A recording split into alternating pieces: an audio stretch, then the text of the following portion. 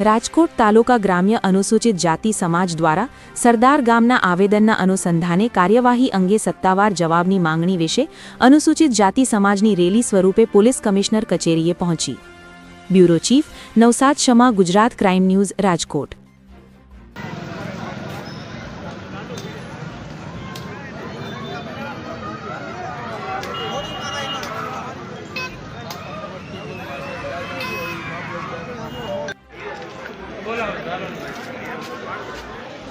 Amen.